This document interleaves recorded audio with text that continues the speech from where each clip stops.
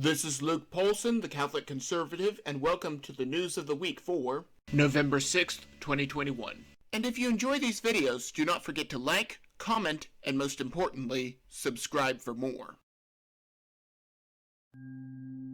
Cargo ships are getting stuck on the coasts of California.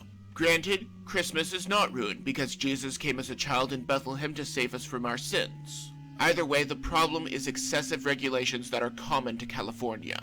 Because their government believes that if they regulate industries, said industries are more successful. Even though this is the complete opposite of reality, but I digress. Ron DeSantis has offered for the ships to be able to come in via Florida's ports. With fewer restrictions on industry, it will be easier for them to unload their cargo, and then the crew can go on with their lives. Also, we are missing the bigger picture in all of this. American-made goods do not get stuck in ports, because they are already in America.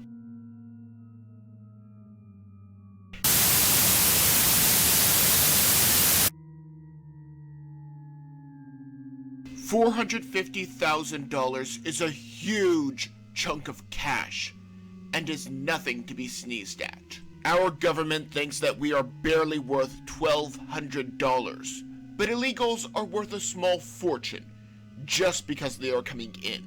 So in other words, we cannot find them to deport them, but we can find them to give them money. This is a down payment for them to vote Democrat for their entire illegal stay. The Brandon administration is already having a lot of trouble with their Build Back Better plan, and spending unholy amounts of money. Supposedly, a wall would cost $15 billion. That is enough for about 33,333 of these payments to illegals, with tens to hundreds of thousands of illegals stopped every year. There's more than enough money for the wall. Of course, Democrats stopped supporting a wall when they gave up the blue-collar vote in exchange for illegals. Joe Biden met with Pope Francis, and although I have choice words for both of them, I will try to remain civil and professional. Supposedly they talked about many things, and Pope Francis has yet to refuse Joe Biden Holy Communion, despite the fact that he has allowed countless children to be killed by abortion. In fact, there are reports that this abominable subject was not even brought up. Again, many choice words. But let us move on before I lose my temper. How about some good news? Glenn Youngkin won the race for governor in Florida. Naturally, the fake news is scared to death and blamed racism. His platform was very simple. Let parents be able to make decisions about what is taught in schools. After all, they are paying for it. The pandemic and CRT have revealed just how deep the indoctrination goes, and parents are pushing back. The Democrats pulled out all of the stops to instate Biden, but now we have seen most of their tricks, and so they are running out of ideas. We have to keep the pressure on. Garland received a letter from the National School Board Association asking for the Patriot Act to be used against parents that have the audacity to speak out at school board meetings. Even though the letter was pulled once it was found out, Garland cannot get himself to say that he will stand down. If there is a disruption at a school board, that is a local matter and should be dealt with locally. The FBI is probably busy enough investigating garage door cords and staging insurrections. Do they really have time to deal with parents at school board meetings? Garland will never prosecute Antifa or BLM after they burn cities to the ground, but parents exercising free speech is apparently cause for alarm.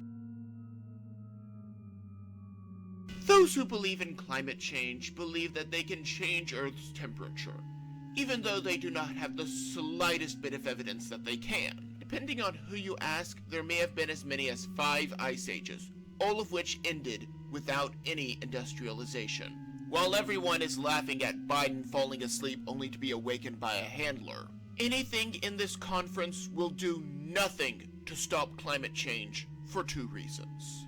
1, man-made climate change does not exist, and you cannot stop something that does not exist. 2, Unless every single nation on Earth agrees to go back to pre-industrial levels, it will be useless. This second one is the main concern for me, as these other countries are very clear threats, but our government is more concerned about the weather.